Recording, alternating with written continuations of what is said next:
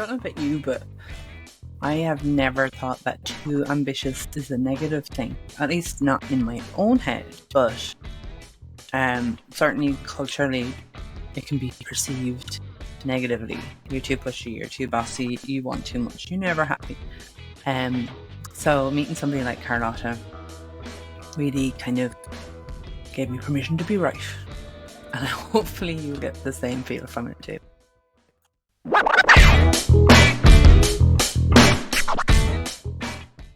Carlotta, let's start from the very beginning as such with you. I know I met you at an event, Reframe Women in Tech, last year, and your energy was unreal. It draws people in. It's fascinating. So tell me a little bit about your career path, how you got from working with global media agencies into B2B SaaS roles, and then working with enterprise clients and partners with big names. Thank you very much for your lovely words, by the way. So my career has been very interesting because, as you mentioned, so I started from global media agencies. I was planning global campaigns for global clients. Planning campaigns for global clients means planning if they're going to be on offline media, online media, social media, search, for example. Are they going to be in the cinemas, on TV, on radio? And really planning everything around the launch of a new product or a new campaign to encourage customers to go after this product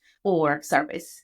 So I did that for a number of years, but I realized that there was something that wasn't quite satisfying me, and actually I found myself quite low at the end of my time in media agencies. What happened is that at some point, my manager at the time told me, oh, why don't you transition onto tech? There's ad tech, which is the equivalent industry of media, but on the tech side of things. And because I was so low in confidence at the time, I was like, how can I do this? I am worthless. No.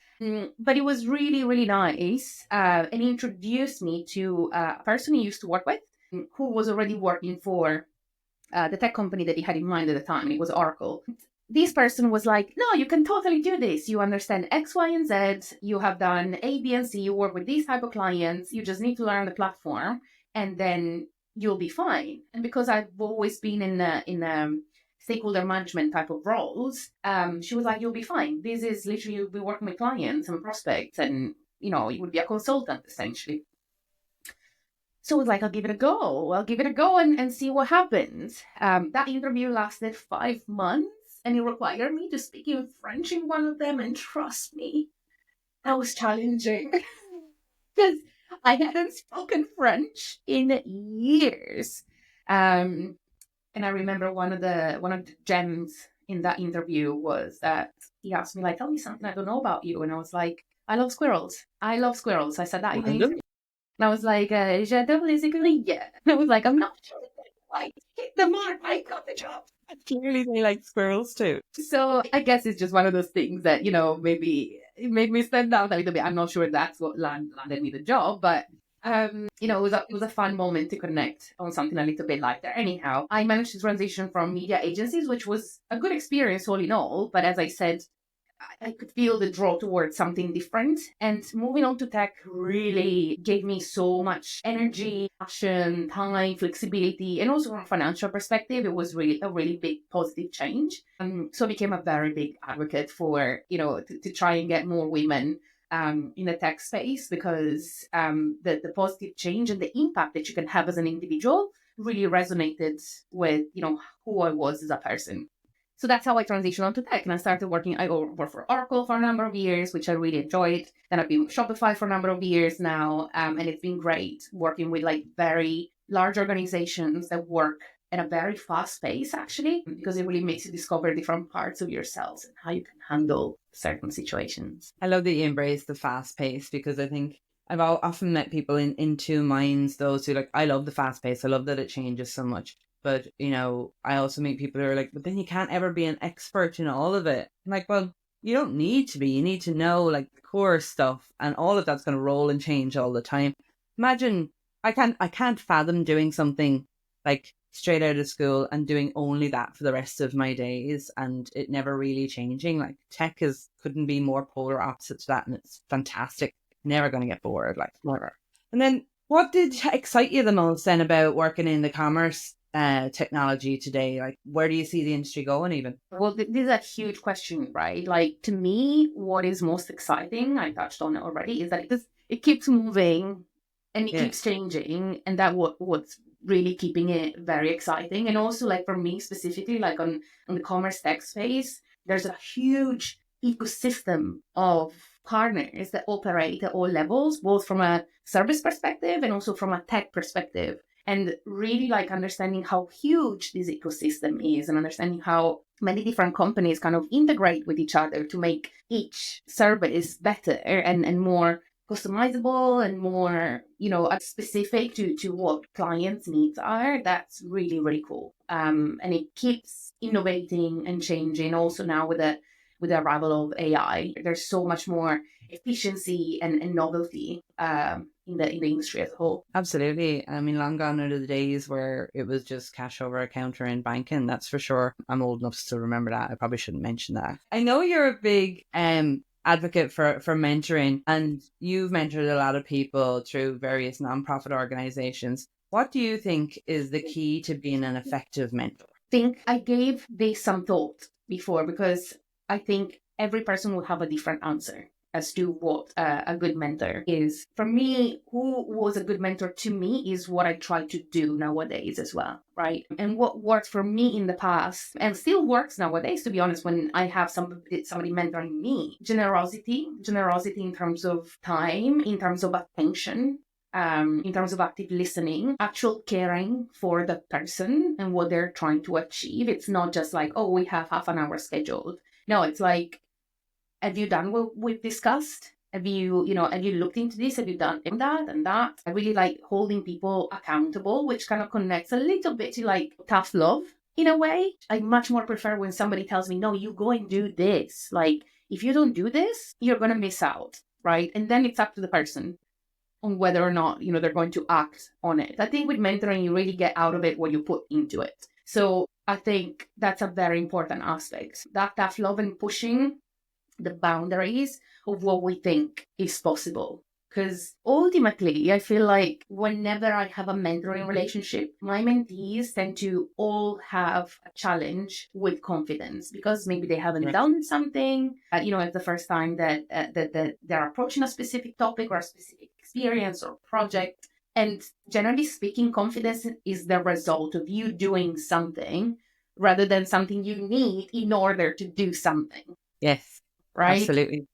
And confidence keeps you from even, in a lot of cases, from looking for a mentor. I found that in many cases, people are like, well, I don't want to be wasting somebody's time. And I don't think I've really got anything of value to bring. I'm doing everything I can. And all of this, like, in fact, I would say those who are lacking in confidence, like you're saying there, absolutely should be seeking out mentors. And the outcome is unreal. Like, have you had, what kind of wins have you seen when you've been mentoring? When I've been mentoring mentees or when I've been mentored?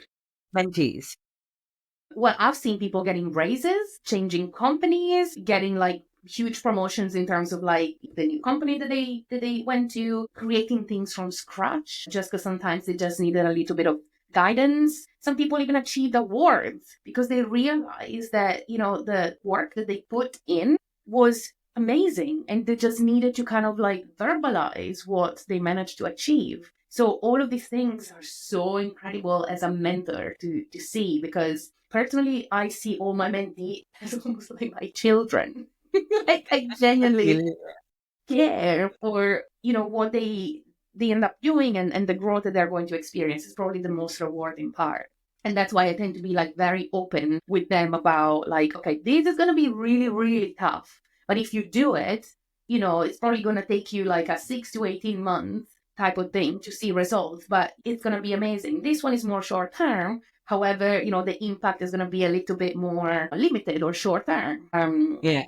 And very often, like that really helps them put things into perspective. Also, from an idea generation perspective, I noticed that many of my mentees sometimes get stuck with what can I do next or how can I do certain things, right? And a mentor that can offer ideas on where to look, who to speak to, the next step essentially to take can really be a big unlocker. Yeah, absolutely. And you clearly are, well, I'm not going to say you aren't afraid to take the next step to do things, but clearly you've done it. Like, from having a quick look even through your LinkedIn, for anyone that does, you can see the variety of things you've been prepared to put yourself out there for. And I think then when you ask people to step out of their comfort zone, then they're going to trust you because you've had to do it. Do you know what I mean? There's a lot to be said for that. And that squiggly path, as people call, rather than the linear path as well. If you've had to learn things either the hard way or a different way, or come at it from a different angle, there's additional validation in that. When you say you've got people that they're stuck and they don't really know what to do next or where they can go next, they can trust that you'll know because you've been there and done that as well. Yeah. I think it also unlocks a whole conversation about failure, right? Because as you said, like if you look at your LinkedIn, you can see all the things that you've done, but you don't see all the things that I haven't done because I haven't, been accepted, been invited, there's so much that Yeah. you don't see. And it's important to also realize and talk about the fact that if you see success, you probably won't necessarily see the failure that Yeah. is obviously part of the journey. Absolutely. That's really important, actually. Yeah, because it is all about the sugar coated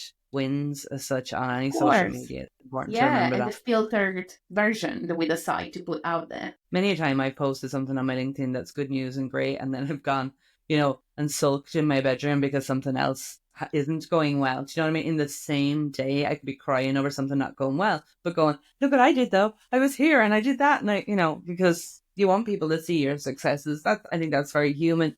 And every now and again, I'm not very good at it, but I try to do a little bit more to brave the tough conversations or the losses, because I'm aware, like you, I've mentored people as well, and I need people to understand, like you have said, that there's a reality behind what you're seeing on these social medias too. And maybe that spurred me on a little bit to be a bit more kind of proactive on those things then too. Yeah, and also accepting of the fact that if you do want to succeed, you also have to fail, right? Because to achieve one, you probably have to fail 10 because At it's least, like, normal. yeah.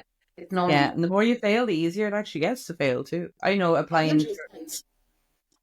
the things like 100%. applying for jobs, like your first few rejections, you'll be mortally wounded and upset about it. But by the time you've applied for dozens of jobs and you're getting rejections all the time, you're just like, Whatever. just Have a move on. cry and then you're fine 10 minutes later. Exactly. It's so good for you, I think, to do that. Good for you to learn where you should wallow in sadness and where it's not worth the energy, if you know what I mean. And Yeah. especially when it comes to things like applying for roles or applying to speak and things like that. People get this much of a snippet of you in whatever the application is. They don't know you. They don't know what you're like. It's just about what patience and what mood they were in when they came to reading those applications. Yeah.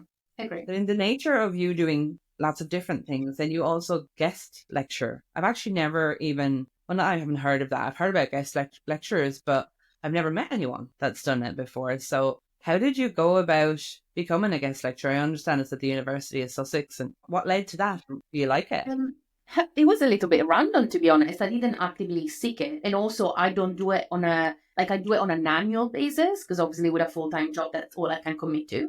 But I've been doing it for like 7 or 8 years in a row now. And every year I go back a day to talk about marketing with business students Yeah. part of the business school at Sussex University. How did it came about? My old neighbor teaches at the University of Sussex. She teaches business, and at the time she found out that was working for tech companies, and I had a master's in business and economics and focus on international marketing and brand management. And she was like, "Wait, you were working with brands, global brands, and this and that. Like, would you be up for giving a lecture like on an annual basis? I usually do like one or two." And I was like, yeah, absolutely. Like that's a very low time commitment on my side, and it's a very rewarding experience because you have a whole theater of students, around between like 500 and 700 students depending on the year. And you are talking about all the things that you're passionate about and how you've seen them coming to life through campaigns, and also like now from a commerce perspective, teaching them a little bit more about the company I work for as well. So also having like one-to-one interactions afterwards, because very often students come up and they're like, oh, like can I ask you a question about this or about that? And I'm thinking about doing this. So it's a very rewarding experience and also a very good way to improve as a professional, as a presenter, as a speaker, because it's a bit of a good ground to test new things. Yes, I think that's fantastic.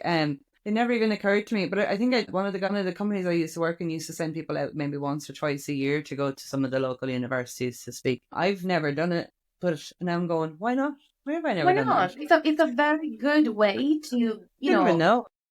help universities really really enjoy and treasure having professionals going to speak to students because students want to hear from people in the field. So why not? If my university where I studied were closer, I would do it with them as well. I actually did it with one of my universities recently, and it's a very good way to give back as well, and a good way to practice as a speaker. Because I've seen graduates that have joined the workforce when they've come out and they've got all of the credentials and they've done all of the work and such. But that snippet of the real life experience would be so valuable to them. You know, what I've found when the graduates have come out is I usually find myself teaching them things like how to read their pay slip. I know that sounds really daft, but they don't get taught that when they're actually in college. And when you get into corporate work, it's a very different pay slip than when you're working a corner shop job as part-time or working in bars or stuff like that. You know, it does look a lot different. But to have somebody explain to them what, like, these skills are going to be the most valuable to you. These skills is good to know, but less valuable. And certainly the way the industry is, the tech industry in general is now, everything is moving so fast, even between their year 1 and their year 4, a lot will have changed. So Yeah. that's really cool. You're just up in the super cool levels now. Like already cool enough, deadly. Like they're all going to be the future workforce too. So even if you're working for a Yeah. company, you're giving them a good brand idea then from there too. Um, Now, something I wanted to talk to you about was the too ambitious, right? So this was probably the thing, I think, beyond seeing you and seeing how you speak and all of that passion that you put across when you speak. When I saw that you had created Too Ambitious, my curiosity was piqued because, I don't know, I think it struck so many chords with me, but I want you to tell me about it, how it came about, what it is, what the goal is, because it's so cool. Thank you. Yeah, so Too Ambitious came about because I realized, speaking with more and more women in not just in the tech industry, just in general, that as we kind of grow within our own career, especially on the corporate side, but also for women who are trying to kind of maybe launch their business or trying to get funding or have an idea that they just want to do, they want to execute, very often we are told that we are too much, that we need to slow down, and that we are too ambitious, in fact. And for the longest of times, that really bugged me. And I was like asking myself, am I too ambitious? Do I need to slow down? Am I too much? Right? But the more I spoke about it with women, the more I realized that it was a shared experience. So it was like, why not turning this frustration, this sadness almost, into something that can be celebrated? Because the idea really behind Too Ambitious is that there's no such thing as too ambitious, right? Absolutely. So I was like, you know what?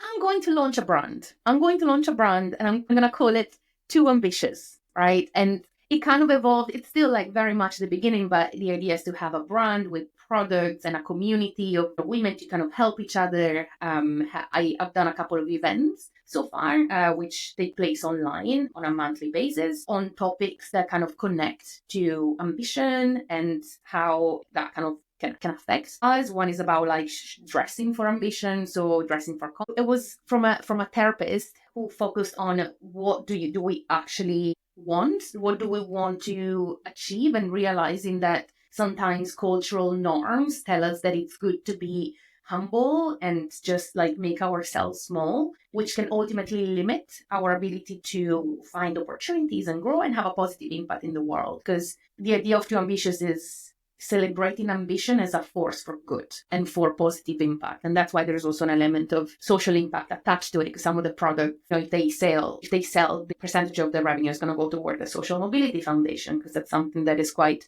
close to me and something that I've experienced going into tech. Yeah. So that's ultimately what I'm trying to do with that, is to build this brand, this community, this opportunity for mentoring that, will build in time.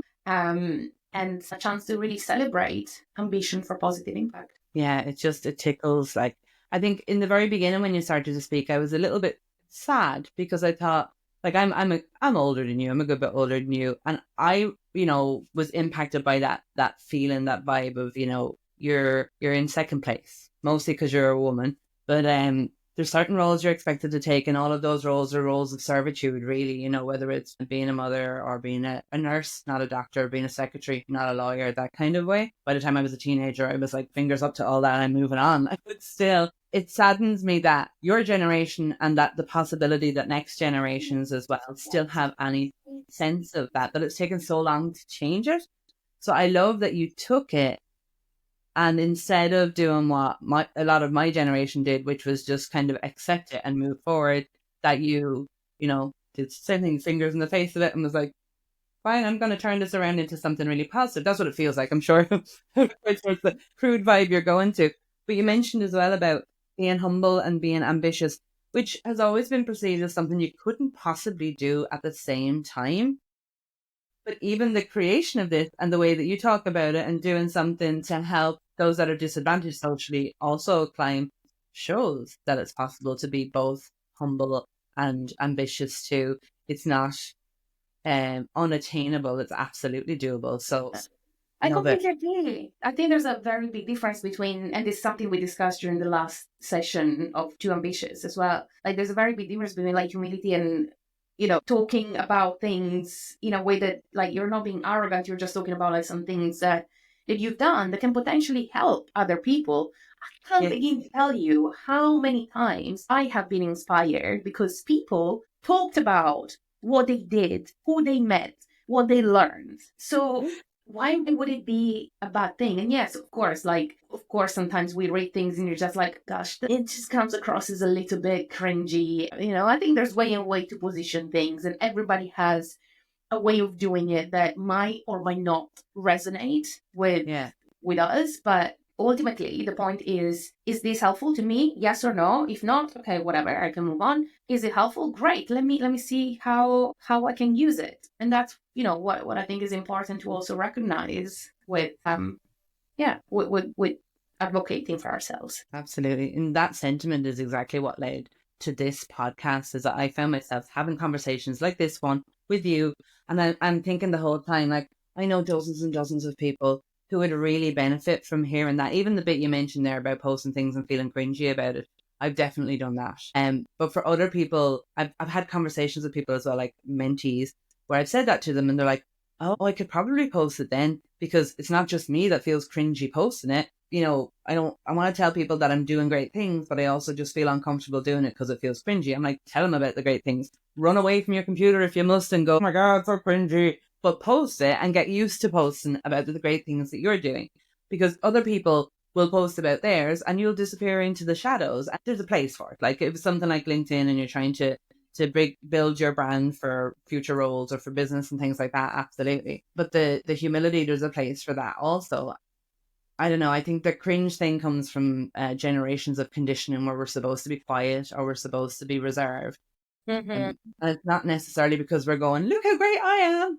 There's ways of doing it and staying humble as well. And it's good for people to see that. And it's really good for people to hear you saying that you feel, that way about some of those things too. But that's where the idea came from. So yeah. Yeah, 100%. And hopefully it's gonna, it's supposed to be like a very positive spin on, just ambition per se. Like, it's okay. It's okay to be ambitious. It's okay to want to have a positive impact on yourself, on your family, on others. It's okay. Right. And also, like, this can affect men, by the way, as well. I just haven't been in a situation where, maybe where I've observed like a guy to be told to slow down. I've never, maybe I haven't. I just haven't heard or seen it. Usually it's very much like, like, he's determined. He's a good leader, and if a woman is ambitious, like, it's a bit annoying. Yeah. And I just want to change that. I just want to change that narrative, because I've seen so many ambitious women, like, genuinely, like, having an incredible impact, not only on their lives, and, good for them. Like, yes, like, I am cheering for you, but also very much on their broader community, sometimes like at a, even larger level, sometimes just like on their family level. But as long as they're bringing their best self and having a positive impact in their job and in their most immediate context, well, why not? Exactly. Even if it impacts one person, it's one more Yeah. person that's been positively impacted by it. It's amazing the butterfly effect or the ripple effect, however you want to put it, that can happen because of one person stepping outside of their comfort zone and embracing their ambition from there. And then going from universities, then you are also a TEDx speaker. How the hell did that come up? So that came about because an organization I met a few years ago asked me to actually go and talk to a group of their students. It was like a digital marketing, like digital agency that was really educating the next generation of digital marketeers and designers and so forth. They asked me to go and give a talk to their cohort. And this was like 3 years ago, I believe. And we really gelled, we really clicked. And yeah, funny enough, it was this time last year, it was actually like a couple of days before Christmas, that same organization contacted me and they were like, we're doing a TED talk, we're going to do a TEDx. It was actually in Sicily at the beginning of January. Would you be willing to be one of our speakers? And I was like, I mean, of course, Who absolutely. says no to that? Like, So I was like, I have 3 weeks to prepare the content and the delivery and everything, and it's Christmas, but I will figure it out. Count me in. and did you get to enjoy it? Because I hear a lot of people, they're so terrified when they go to do it. Like, did you get to enjoy it? I loved it. I loved it. And I did, though, take the time to really prepare and rehearse and, look at myself in the mirror and making sure that I was like practicing those pauses and those questions to, ensure that the audience would actually reflect during my talk, and which, by the way, wasn't the beauty of discomfort. And it's in Italian, apologies. But it was actually quite a big discomfort for me to do it in Italian because I haven't spoken professionally, let's say in Italian in 15 years. So I had to practice twice as hard because Because you needed another challenge, yeah? I thought it was a bit cringy, like speaking in my native language. Even just like some of the words that I was saying, I was like, does that make sense? Did I make that up? And like, what? So I literally sent the script to my dad, and I was like, can you please review it and make sure that I haven't like made up any word here? Because that would be embarrassing. How could you imagine that? Well, fair dues. That's three different languages you have. Do you have three, all of the languages you can speak, or have you any other sneaky ones hidden in your back pocket? I used to be quite good in German, but I can't count it anymore because I haven't spoken it in years and I don't remember pretty much anything, sadly. But I went to a language high school in Italy growing up. So, yeah, we studied like modern languages. I had French, English, German, and then we all studied like all the phonology, morphology of Italian and Latin. Cool. I think, yeah, I was never had an aptitude in particular for languages, but I sent my kids to an Irish speaking primary school under the idea that it would help them with regards to language development and such. But there's definitely some fibs there. You either take to it or you don't. Like I have some that one of my older ones takes to it like a duck to water. He thinks he doesn't, but he's a perfectionist. But he can speak French and some German and some Swedish, English, Irish, and I'm sure I'm missing something. And then the next chap that's 3 years younger than him hated every minute of learning, including the Irish one. But when they're immersed in it, it's easier. Like he'll manage it and he'll learn it. None of them ever speak it at home. It always baffles me how they don't speak to each other, knowing that I won't understand what they're saying. I would have used that like all the 100%. time as a teenager. What a power. Exactly. But they're so different. They both have the same capabilities, but you either take to it or you don't. And he absolutely hated doing the other languages. And of course, in Ireland, you have to do a second language outside of Irish. Not Irish has to be done for your Leaving Cert exams, unless you're not Irish. You do English, and then you have to do another language as well if you want to go to university. So he's Oh, been wow. made to do French, which he is not loving. But yeah, and both of them had the same start with regards Irish speaking primary and Irish speaking secondary. But it's just taught me that they either take to it or they don't. Fair enough. Maybe German or something. He's just really structured. I mean, it's a Anyway, good superpower to have for sure. it is absolutely. I always thought if you learn enough of them, eventually you'll start to see the structures that make sense in them. That's a very mathematical approach to it. But I don't think, especially the love languages like Italian, like you can't approach that with a mathematical mind. Like you Not can't. really. No, it's not going to work. Right. Back to the business side of things then. So you've worked with everything from startups to global enterprises. What lessons from the startups would you say have been most valuable in your current role or to anyone that might be doing the same thing?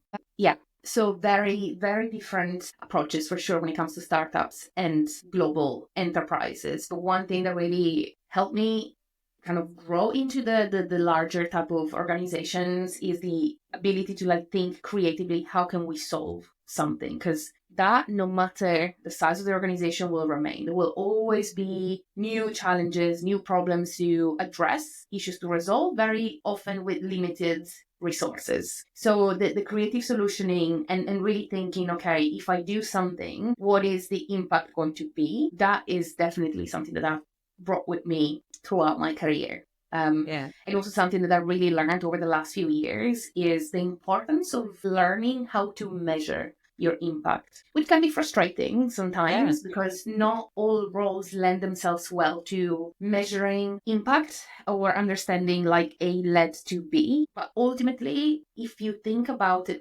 intentionally and consciously, you will be able to define, okay, I need to achieve maybe this goal, this result. How can I do it? And how can I understand if this effort was more effective than this effort? And eventually you will start to understand what the metrics that you can use are. You got to do a thing on that because that's like the soft skills measure as such. And it is so, so hard to do. Even with a specific task, it's so difficult to do. So I'd be really, yeah, you should do like a paper or a talk or something on that one because I Gosh, I need think to do the research myself because it's tough.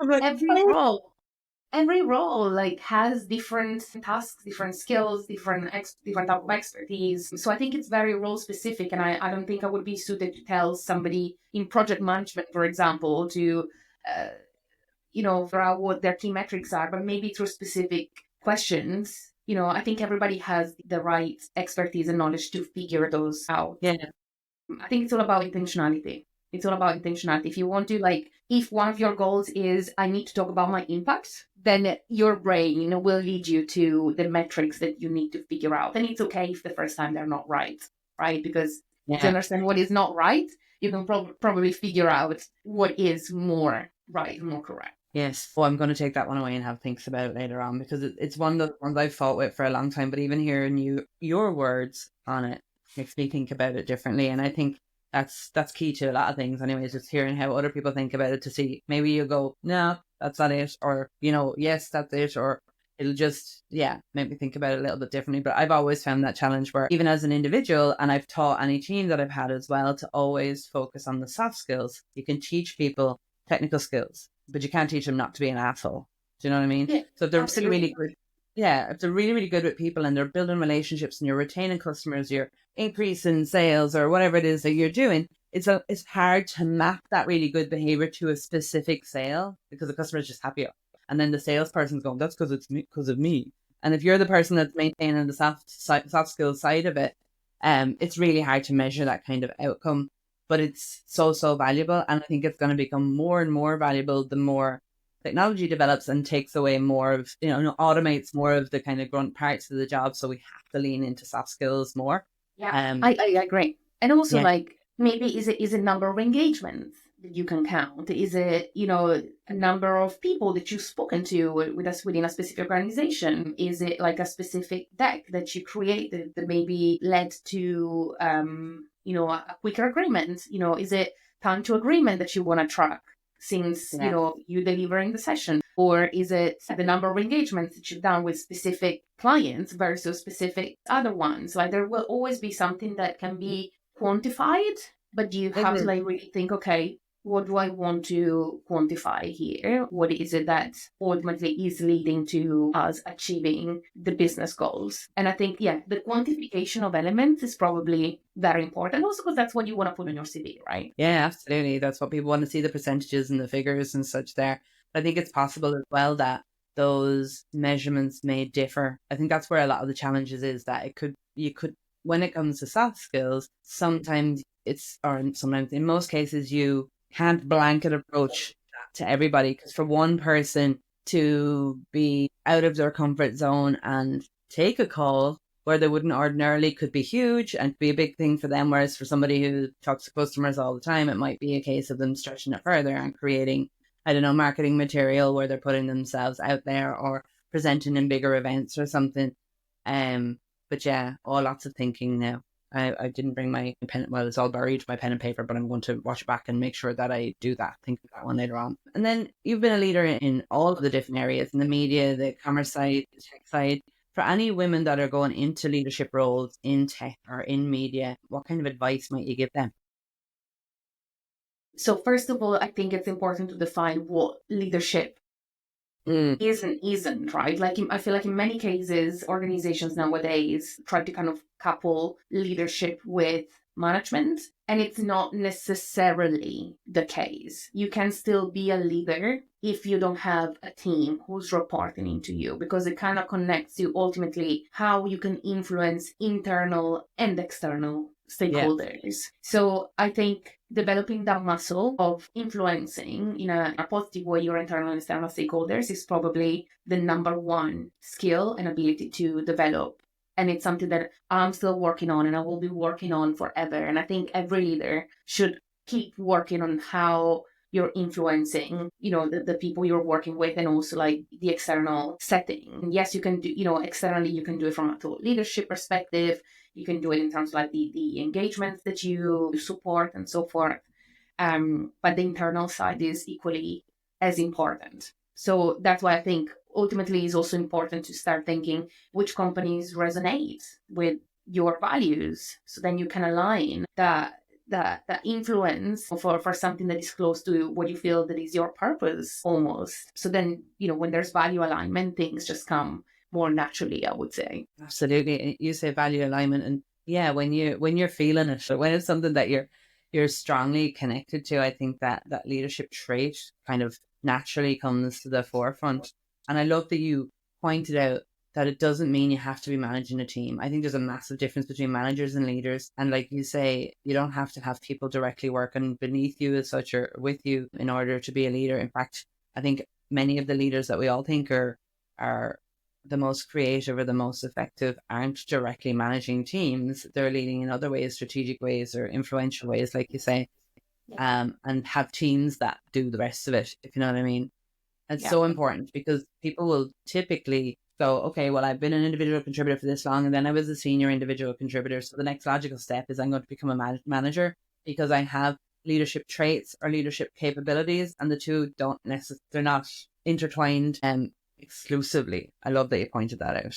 Let people think about it differently. I know I thought I did until I went into management, and then I really understood the difference between management and leadership. And yes, there's blurred lines there that should be definitely made clearer to people. I agree. So I have one more question for you before I set you loose for the day. And it's to do around future trends. So again, you've got all this experience in things like partnership strategy and media. And of course, more recently in the AI side of things. What do you see on the emerging trend side with regards what businesses should prioritize in the next 5 years, in your opinion? So I think that's a broad question because probably the answer looks a little bit different from business to business, like from one business to the other. But overall, from what I've seen, the community aspect is going to become more and more important with more competition just across the board. Developing a community, an ecosystem, solid partnerships can really help companies withstand the test of time. So community in terms of like customers, but also in terms of the businesses that you associate with or that you partner with. Another thing that I would say is the purpose side of things, the brand story, the company history. I think purpose is becoming more and more important, not only for organizations in terms of like what the impact that they're trying to do, but also for employees who are looking to join these organizations. More and more employees, especially if we look at the younger generation, they are seeking that purpose. They want to know that they're making a positive impact in the world somehow. Yeah. So I think that's going to become a very important aspect of many organizations in the future. And also other elements potentially in terms of how efficiency is going to evolve through AI. I think we're going to see so many new roles that we don't even know exist yet, which I find quite exciting, to be honest. Yeah, same. Efficiency is going to become like a very big word, in my opinion. And so I think, and I hope sustainability will also remain and in many cases become a central point for many businesses. I love it. So plenty of careers to choose from. I actually used ChatGPT recently to Google what the new career labels would be for people working in different industries, and it's great fun. Some of them exist, and some of them they reckon are due to exist, from things like changing from software developers to prompt engineers, things like that. Yeah. But yeah, it's very creative with regards to titles. Some of them sound proper cool. But hopefully the actual job is as cool as the title sounds. Yeah. I'm really curious. Exactly. Thank you so much for your time, Carlotta. I've really had a wonderful time with you today. Same here. Thank you so much for having me.